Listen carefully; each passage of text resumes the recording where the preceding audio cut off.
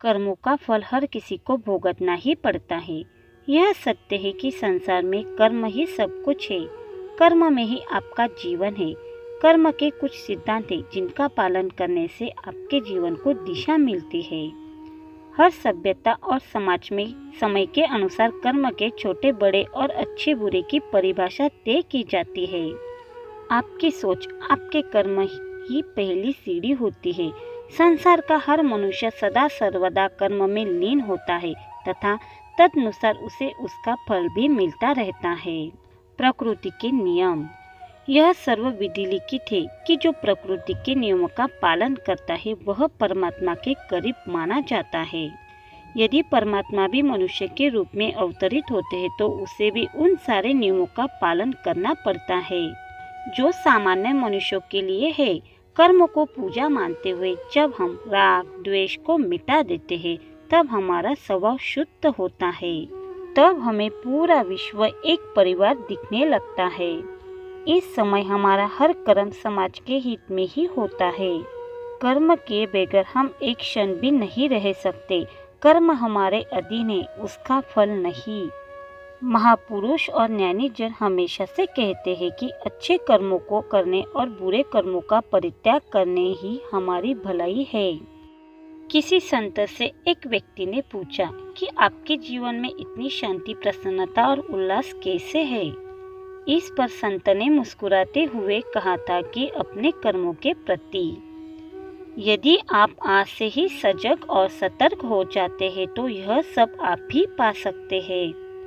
सारा खेल कर्मों का है। हम कर्म अच्छा करते नहीं और फल बहुत अच्छा चाहते हैं, यह भला कैसे संभव होगा? अर्थात कर्मों की गति बड़ी गहन होती है।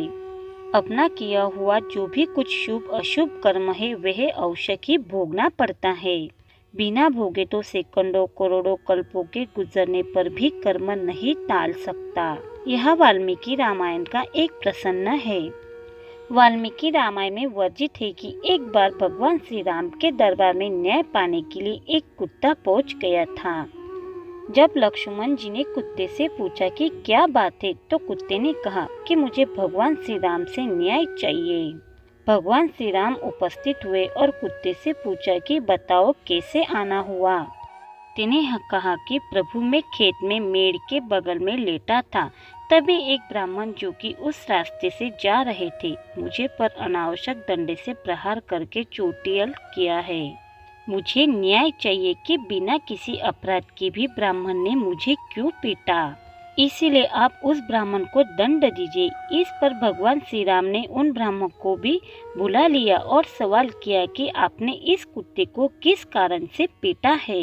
ब्राह्मण ने कहा कि प्रभु मैं स्नान करने के लिए नदी की तरफ जा रहा था तो सोचा कि एक कुत्ता कहीं मेरे कपड़े छूकर मुझे अपवित्र न कर दे, इसीलिए इसे दूर भगाने के लिए मैंने एक डंडे का प्रहार किया। भगवान ने कुत्ते से पूछा कि तुम बताओ इनको क्या दंड दिया जाए। तब कुत्ते ने कहा कि प्रभु मैं आपकी शरण में आया हूँ, न्याय तो आपको ही करना है। इस पर भगवान ने फिर से कहा कि नहीं, तुम बताओ इन्हें क्या दंड दिया जाए और वही दंड इन पर लागू होगा। तब कुत्ते ने कहा कि इन ब्राह्मण को कालिंजर के एक मठ के मठाधीश बना दिया जाए। ये सुनकर वहाँ राज दरबार में उपस्थित सभी लोग अवाक रह गए, क्योंकि कालिंजर का मठ असीम वैभव, ऐश्वर्य और अकूट धन से समृद्ध था। उसका मठाधीश बनना गर्व की बात होती थी। तब भगवान राम ने पूछा कि तुम दंड दे रहे हो या मजाक कर रहे हो।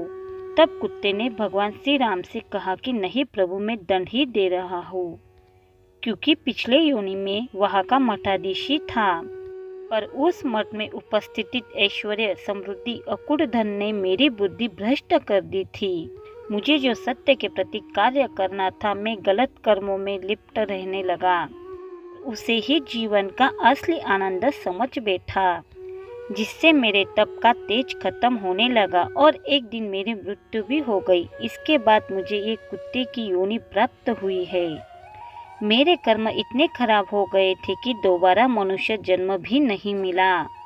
इसीलिए प्रभु मैं जानता हूँ कि ये ब्राह्मण भी कालिंजर के मठ के मठाधीश होते ही ऐश्वर्य भोग में लग जाएगा और इनका भी निश्चित रूप से तप का तेज खत्म हो जाएगा और ये भी मेरी तरह कुत्ता बनकर दौड़ दौड़ घूमता रहेगा भोजन के लिए।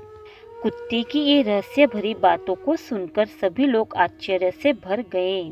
कर्म सिद्धांत का यह नियम है कि प्राणी जो भी कर्म करता है उसको फल को भोगने के लिए उसे दोबारा जन्म लेना पड़ता है। प्रकृति में कोई भी चीज अक्षम्य नहीं है। प्रकृति हमेशा अपना प्रभाव रखती है, सामने दिखाती है, उसे कोई रोक नहीं सकता। उसे अगर कोई रोक सकता है तो आपका शुभ कर्म ही। आपके द्वारा किए गए दुष्ट कर्मों को रोकने का माध्यम आपके द्वारा किए गए शुभ कर्म ही है। शुभ कर्म ही है और शुभ कर्म करने से ऐसे ही बड़े बड़े दुष्ट कर्म कट जाते हैं। स्पष्ट है कि आप अपने कर्म फल से ही नहीं बच सकते। आप जहाँ भी जाते हो, जो भी कुछ करते हैं, आपके कर्म ही आपको शांतिपूर्वक देख रहते होते हैं। किसी भी दिन आपको आपके कर्म का फल पृथ्वी पर वहन करना ही होता है, इसीलिए कर्मों का फल हमें भुगतना ही पड़ता है।